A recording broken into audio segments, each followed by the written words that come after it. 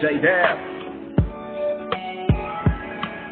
Let's rap about it, not talking bars, but conversation that break bars and left you mentally scarred. Conversations, relations, don't forget observations, points of view with clarification brought through revelation. Locked into the station, the Rapology show, where wisdom, knowledge, and understanding will grow. Hey, this is your man J-Dab, invite you to tune in to the Rapology show with my brother, I swear Muhammad, Saturdays 1 to 3 p.m. live on CL Radio. Welcome back. Again, I had a mix-up there on the song there, so I'm working on my DJ skills here. But yeah, so that was Fill Me Up. So again, thank you for tuning in again to CLRadio.live here on the Rapology show. Remember, guys, we're here every Saturday from 1 to 3 p.m. Every Saturday from 1 to 3 p.m. So we're getting ready to go into the next segment here. Again, we're talking to the U.S. Marine, Mr. Brother Wayne Walker here. Shared a lot of good experience on and benefits of being in the military, and in particular being in the Marine Corps. Talked about benefits, talking about life experiences, and it teaches you discipline. It gives you that experience, so when you get out, you'll be more prepared for life. You go in as a kid, and so even if you're a little bit older, your mindset may be childlike.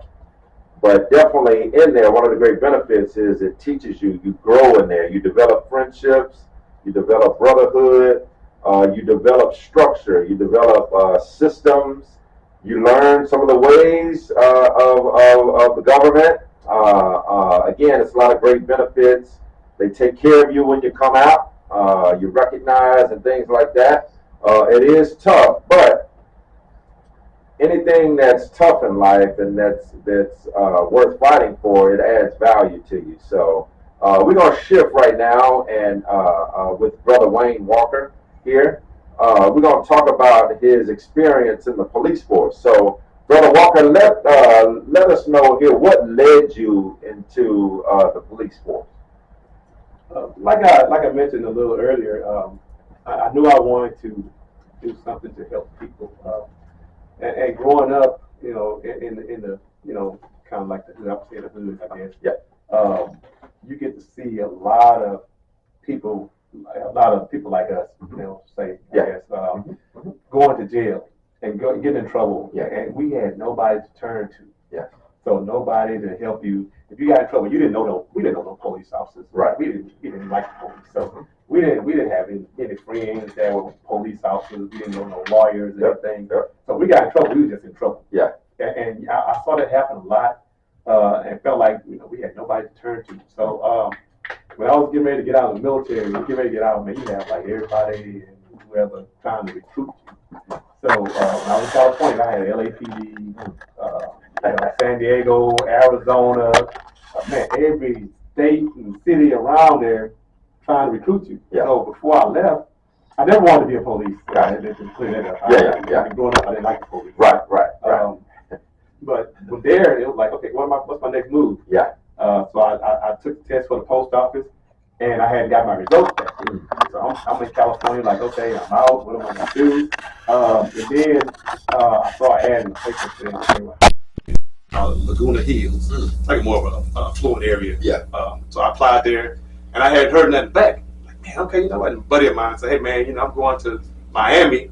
My sister works in recruiting for Dade County Sheriff Department. Yeah. I said, oh yeah. He said, let's go to Miami and let's move to Miami and become police officers in Miami. And I was like, man, that sounds good. Miami Vice, man. Miami Vice, there you go. Let's move to Miami. So when I left California. I just woke up one morning, man, like, let's go. I'm out. Yeah. 4 o'clock in the morning. Jumped up, almost up, packed, headed out to Miami. I started from Texas, so I started in Texas. Took your talents to South Beach. There you go. There you go. Exactly. Yeah. Right across. Right. I ended up stopping home. I stopped here, man, in Houston. And, you get your mom, hey, you've been gone all this time. And, you want to go to Miami. And, man, it's like, it's bad out there. A hurricane comes. That's going to be one of the first places it hit. Give me all this stuff.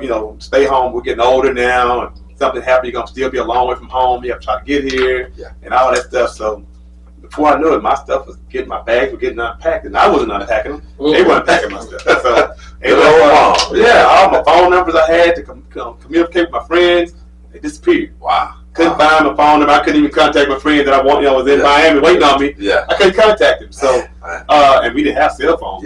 So, I ended up staying here, and like I said, my sister had found a job for me, man. I was like, wow, okay. I started working, but while I was working, I ended up going to TSU, and they had a lot of recruiters coming up to TSU, recruiting. So me and my buddy, we decided that he had been in the Army and I was in the Marines, and we decided we were going to go over there and going to just ask crazy questions to the recruiters.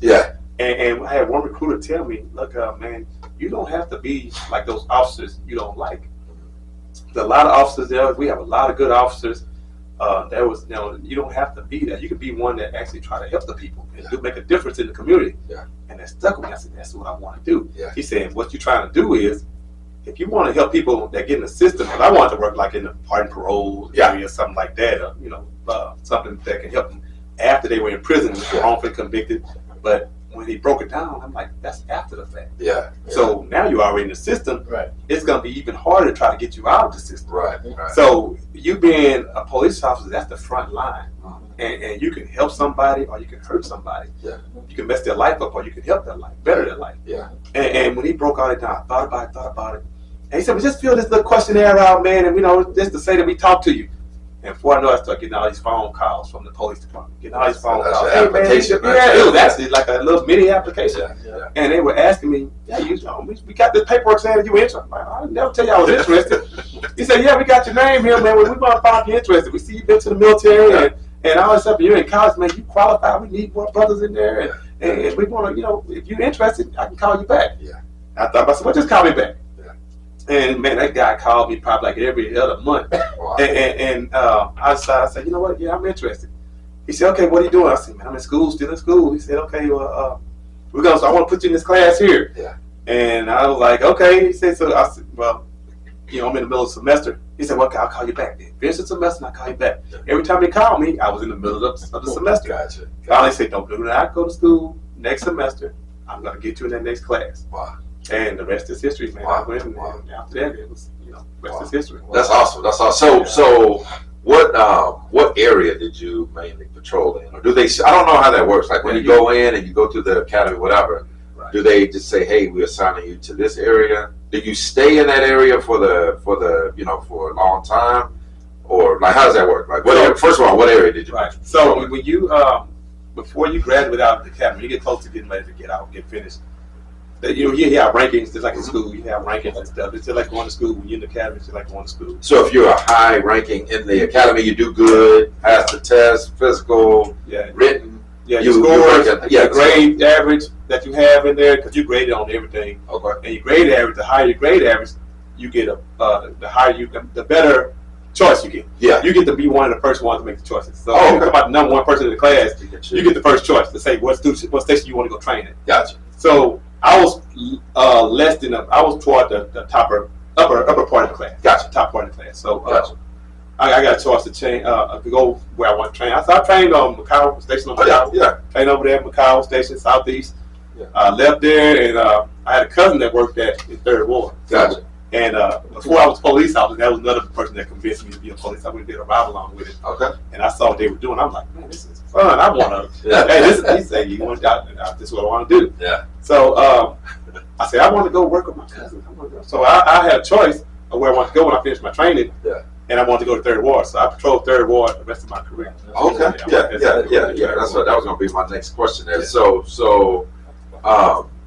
what was it, I guess, what was the difference being stationed at Macau and then 3rd Ward? Why did you say, I know with your cousin, but outside of that, what was it about 3rd Ward that you said, you know what, I want to go there? I know TSU is in 3rd Ward. Right. So what made you choose 3rd Ward over Macau? Well, a couple of reasons. Macau Station is a larger district, so they have 2 districts over there at that station. So you have 2 district stations, so it's a larger station. It's actually a command station.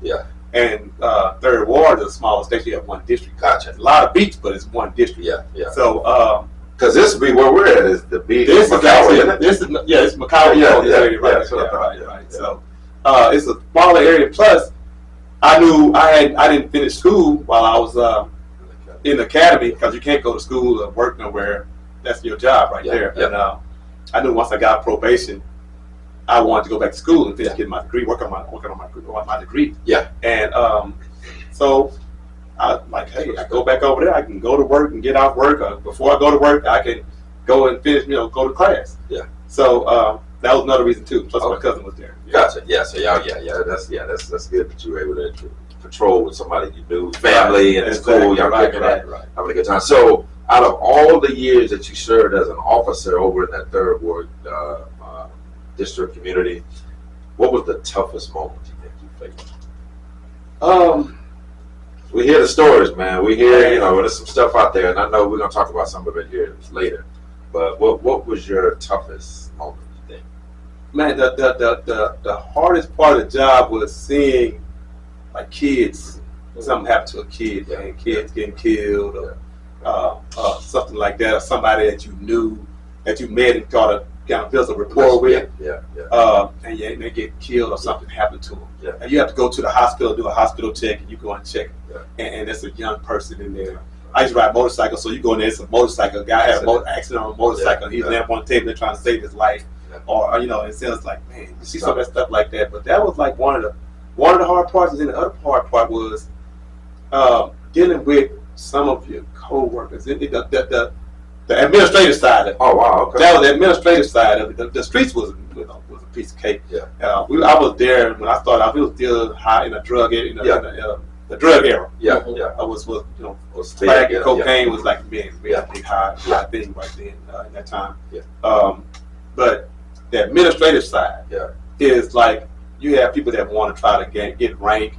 You want people that want to try to, they didn't like the fact that you're getting recognized.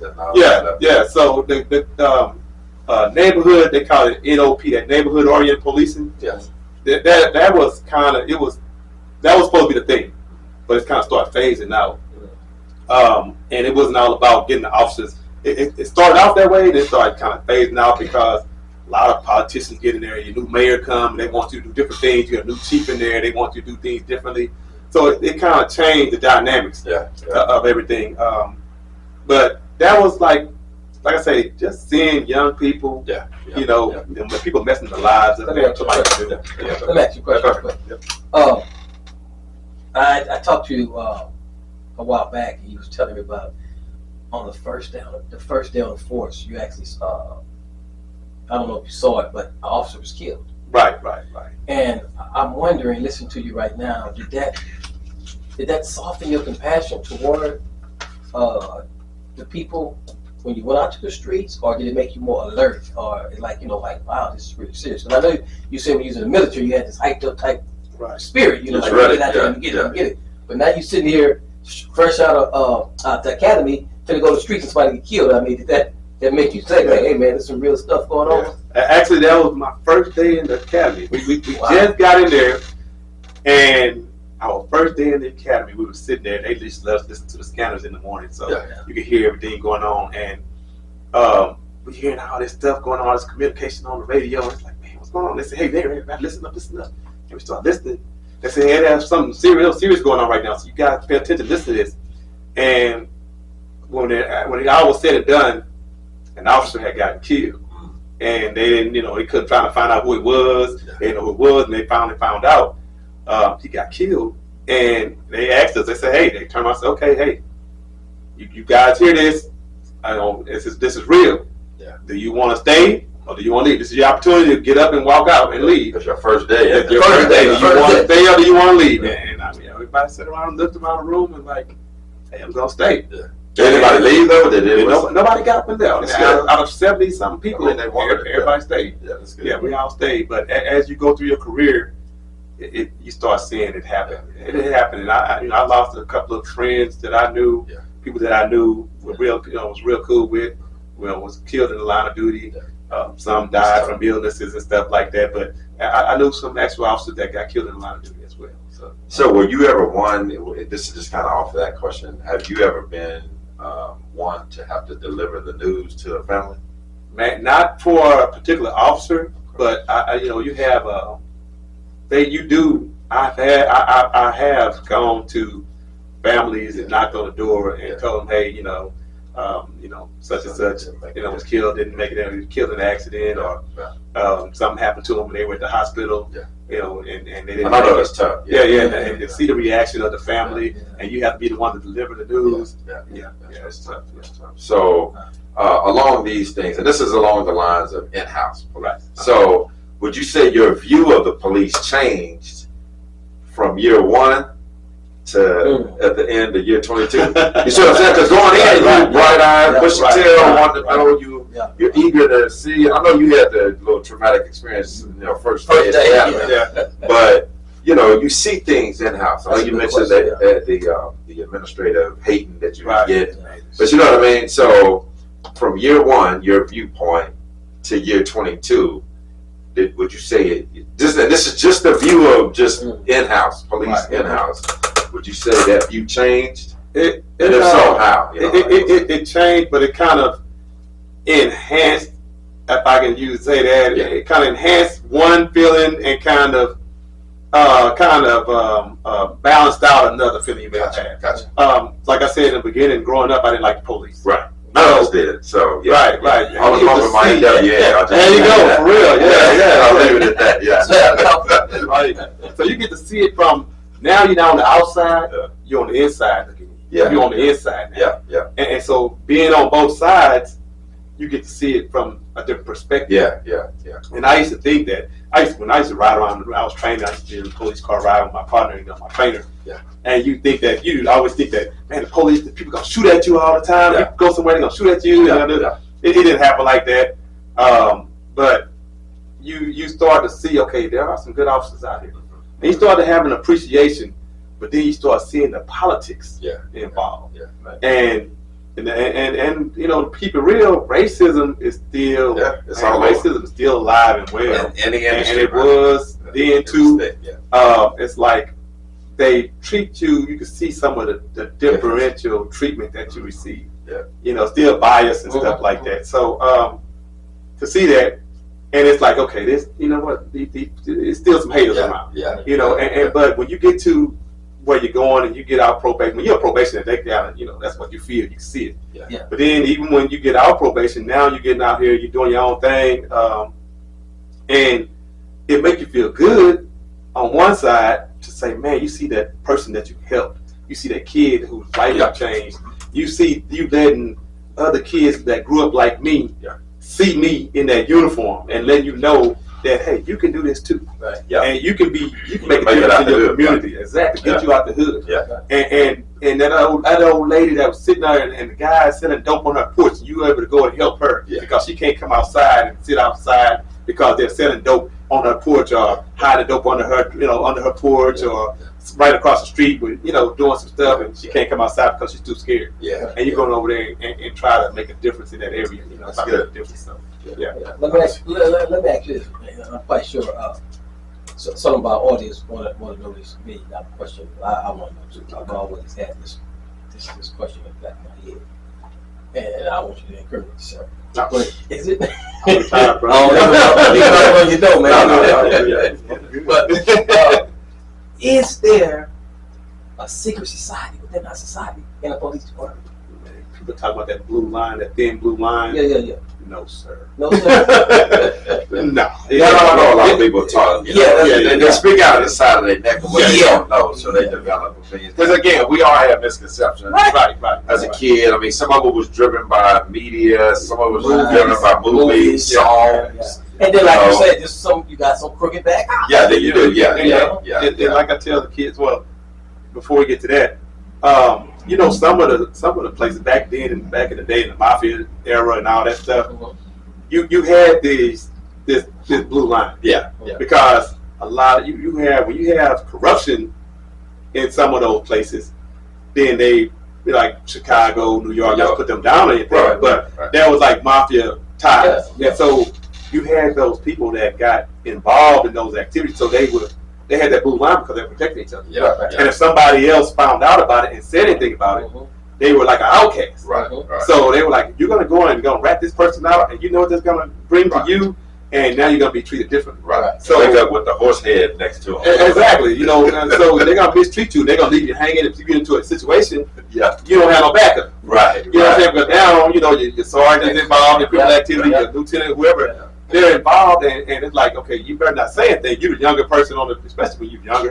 And they don't want, you know, incriminate. They don't want to get in trouble, should I say? Right. Because with the department. Yeah. But now it's like, hey, man, They cleaned all that stuff up. it's almost like every man for himself. Almost. Oh wow. So you know what I mean? It's Yeah. like you know you have to back each other up and help each other. Yeah, But I'm not gonna get in trouble for you. Yeah. You know, you out here, you know, doing something wrong. Hey, man, you know, I'm staying away. Or you go and say, hey, man, you know, you might want to get yourself together before you get in trouble. You're gonna get in trouble like that. Yeah. But So if somebody gets caught doing things like that, like I know, and again, forgive me if this is an ignorant question, but you know, you see stuff from the movies or whatever. right. You know how they say, "Oh, internal affairs gonna get involved." Yeah, like, yeah. is that who polices y'all? You know what I mean? Like as far as from an administrative, making sure y'all stay on that.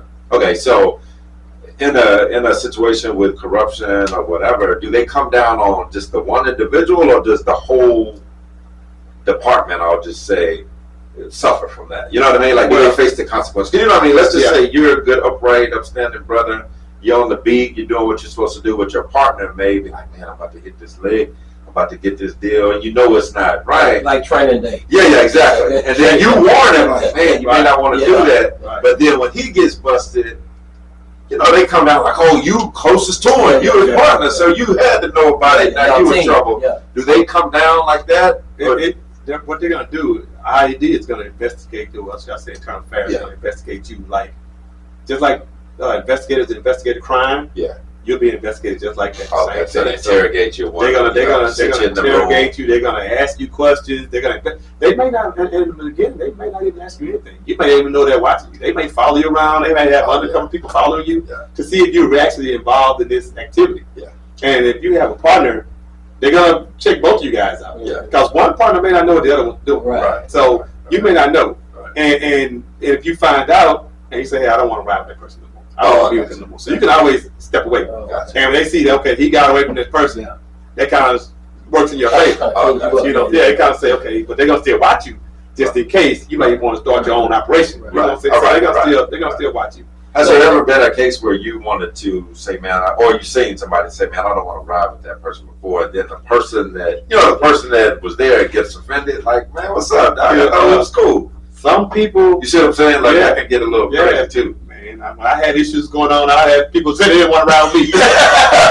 But yeah, you know, I mean, it's crazy because when I was a rookie, you know, I had a couple of years on my belt now, but they put me with this one guy, and it was like, man, we were just stopping him over here, stopping over there. He stayed on the phone all the time. Now cell phones out, right? So he on the phone the whole time we ride, and stopping over here, stopping. I'm like, man, what's going on with this dude? This dude doing a lot of stopping, and you know, I was, you know, looking around the people he's talking to, and I'm new, and I'm like, okay, you know, I mean, I ain't knocking you, but because he's friendly with these certain type of people, I'm like, man, they look like, you know, into this type of activity. Yeah. And a couple of years, probably a couple of years later, the dude ended up getting in trouble, man. He got in trouble. So, but yeah, I had no idea, but it kind of, you know, caught my attention. It's like, you know, growing up in hood, you kind of know what's going on. You see everything. And it kind of caught my attention. But years later, found out he actually was doing something. Okay. You know, there's been other times where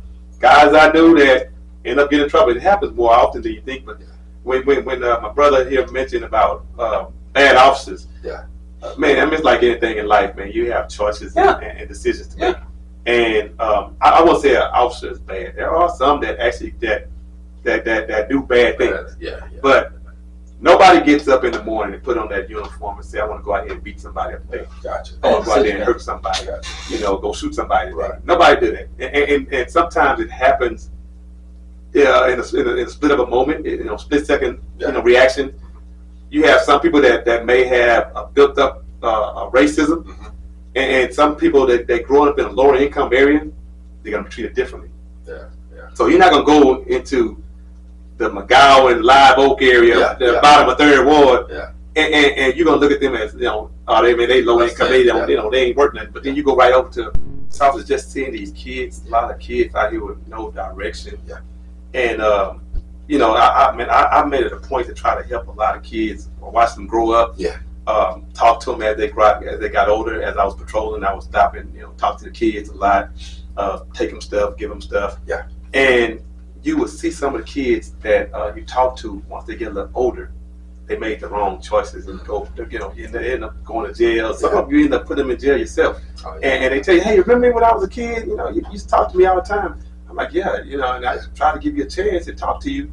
And some of them, you actually let them go until you thought that, hey, you would make a difference. But then you see them later on, and they're in and out of jail, or, you know, making them wrong choices and stuff like that. Yeah. So it stuck with me. Yeah. And once I retired and started doing my own thing, doing something else, I always thought about what can I do to give back? What can I do to start, you know, to get something going with helping, still helping people. Yeah. And buddy, my old coworker was working with a program, and he told me, hey man, you know, 'cause we talked about once we both retire, you know, get into mentoring and start sometimes the mentorship. And I thought about I used to look up trying to be a life coach and different things like that, and how to get up into that. And so he introduced the program to me, and I was like, man, it's right up my alley. You know, this is what I want to do. So I shut my business down and started with the program and started mentoring, going to schools, talking to the kids and stuff like that. Yes, yes. So, what were the age ranges that you mentored? Like, what age range of kids did you mentor? So when I was active on duty, we may get invited to. We would get invited sometimes to middle schools, elementary schools, and, you know, to talk to the kids. But working for the program, you go into middle schools, high schools, and even different organizations may even invite you out to come and talk to kids. Gotcha. Right. Gotcha. So, I'm sorry, the age group like anywhere from like 12, 13 to high school. Gotcha. Yeah, that makes sense. And so what do you think? Let me ask this: what do you think is the most challenging thing about mentoring just that age group?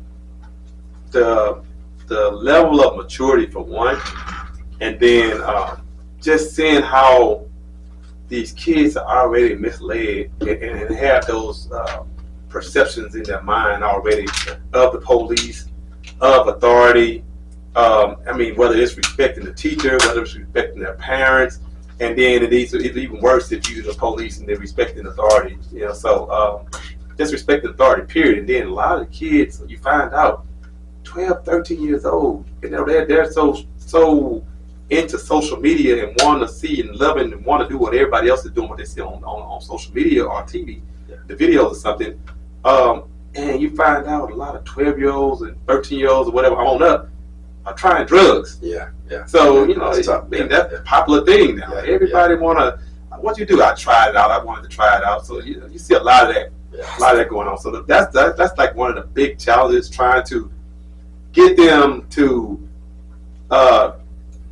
be their own person and to think outside the box, to think away from not following what they see everybody else do. Definitely.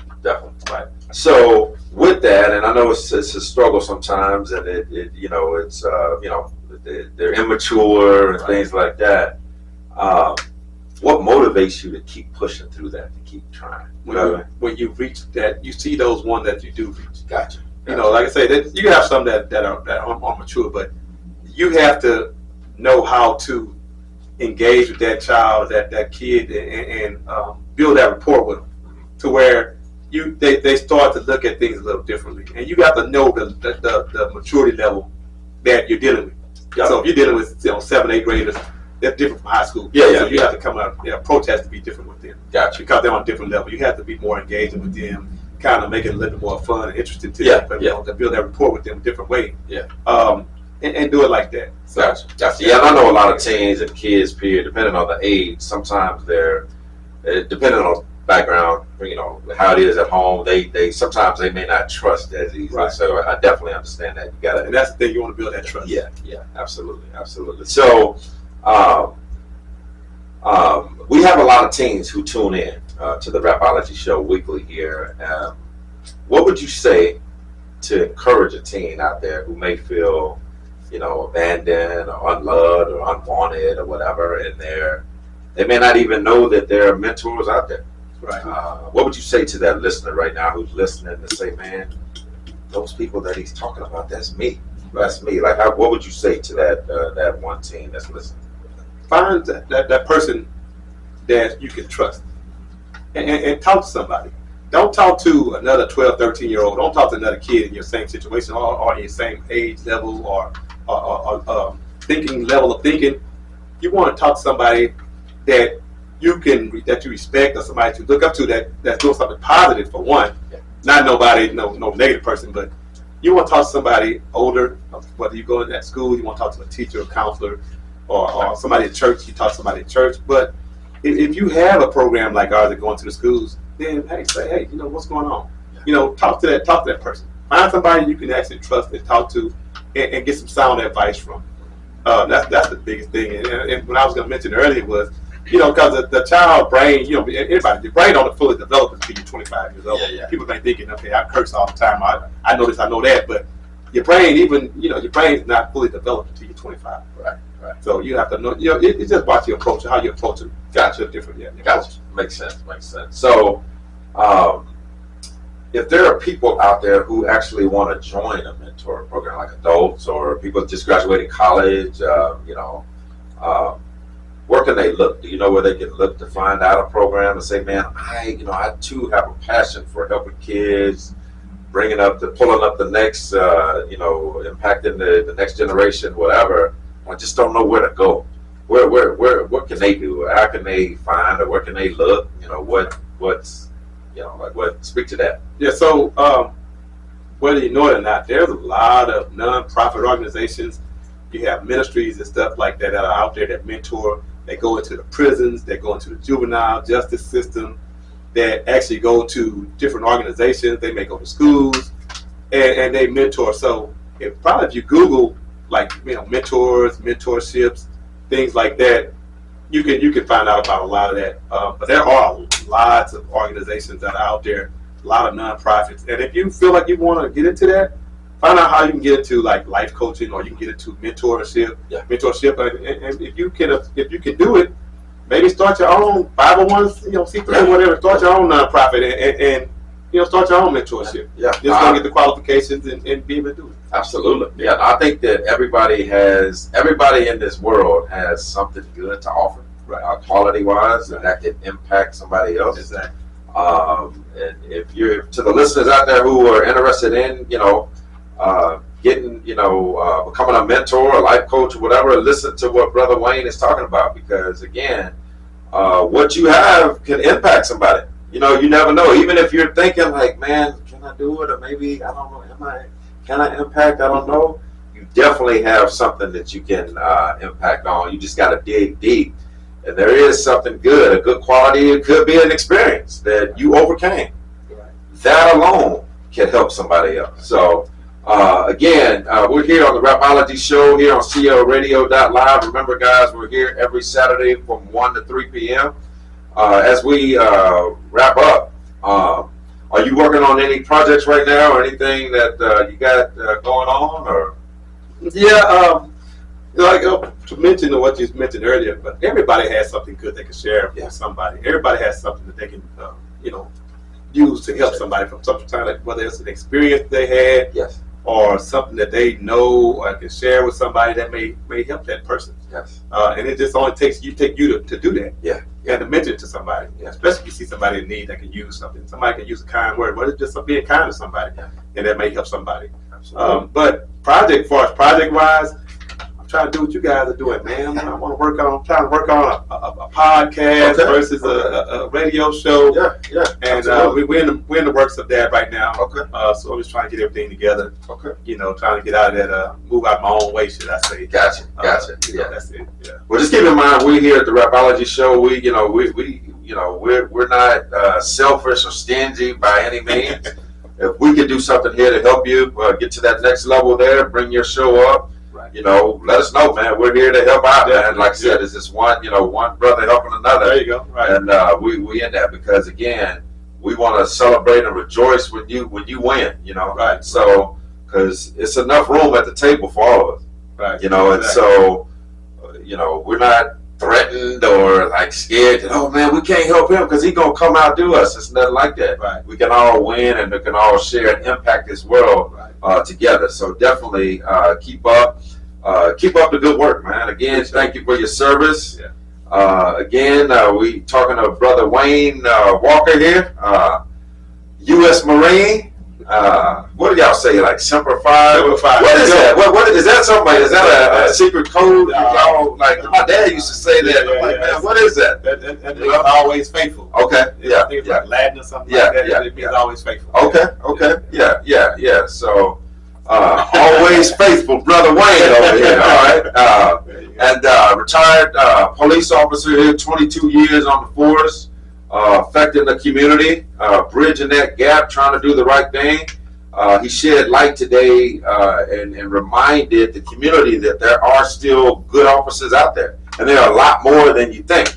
I know sometimes, unfortunately, through media, social media, and the news and things like that, they magnify or amplify just the negative, the bad situations. But it's rare that they'll show you that they climbed a 20-foot tree to get the elderly lady's cat.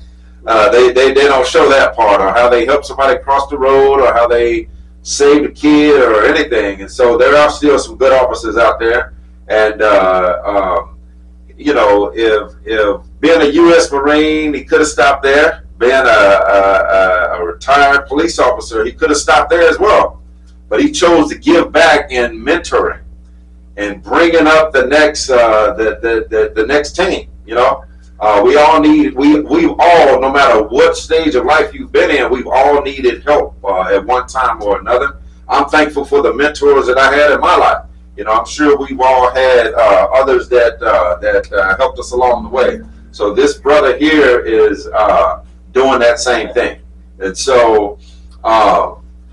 Stay tuned. You're going to hear more from this brother in his podcast coming up, radio show. I guarantee you this is not the last that you've heard of Brother Wayne Walker. So if you see him out, see him at the donut shop or whatever, say what's up to the brother. So we got a few more minutes here. Do you have any platforms as far as where people can reach you, or are you just still kind of working on it? Yeah, still working. Okay. Yeah, definitely. We definitely going to have this brother back when he launches his show, and we're going to have him back soon, so stay tuned to the Rapology show. Some of the things that we're working on here on the Rapology show, again, we had the Youth Tea Party today, the You Matter event with Lady Jennifer and Lady Vicky, and I know they had a good turnout over there.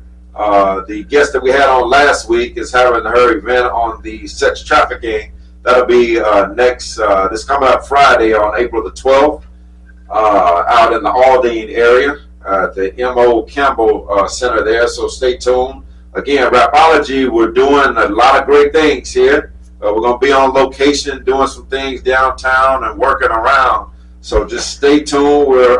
Stay tuned to our platforms. Be sure to like, share, subscribe. Subscribe, and share, and all that good stuff. Again, this is it. It's been another great episode of the Rapology Show with wisdom, knowledge, and overstanding rules. Remember, guys, we're here on CO Radio every Saturday from 1 p.m. to 3 p.m. Like, share, subscribe. You don't want to miss out because we're bringing fresh new content. Any last words, Brother Wayne, that you want to mention? We definitely enjoyed you today. I learned a lot from you today, not only with the Marines and the military and some of the things that go on, and you cleared up some misconceptions that I had. And then on top of that, about being an officer. It's a lot that I learned here you just cleared up some things for me or whatever. Any last words before we close out that you want to share with our Rapology family here? Yeah, there's a lot of good officers out there. Yeah. Just recognizing that, and if you just say hello or whatever, but There's a lot of officers out there that are trying to do something good in the communities that they serve, and just remember that respect goes a long way on both sides. Yes. So, respect can take you a long way. Just be respectful. You get pulled over, just be respectful. You don't have to say yes sir, no sir, or nothing like that. But just be respectful, and that can diffuse a situation just by doing that. And like I tell the kids all the time, the decisions you make now can affect you the rest of your life. So just think about what you do. Yeah, that's a real word, man. That's a good word. Definitely. So again, stay tuned. Rapology show here on CLRadio.live. We're getting ready to sign out here. We're here every Saturday from 1 to 3 p.m. Lock in the phone number, 832-846-6226. If the good thing about locking it in is if you didn't get the call today, you can call next Saturday because we're here every Saturday from 1 to 3 p.m. So again, until next time, hey, peace. We out.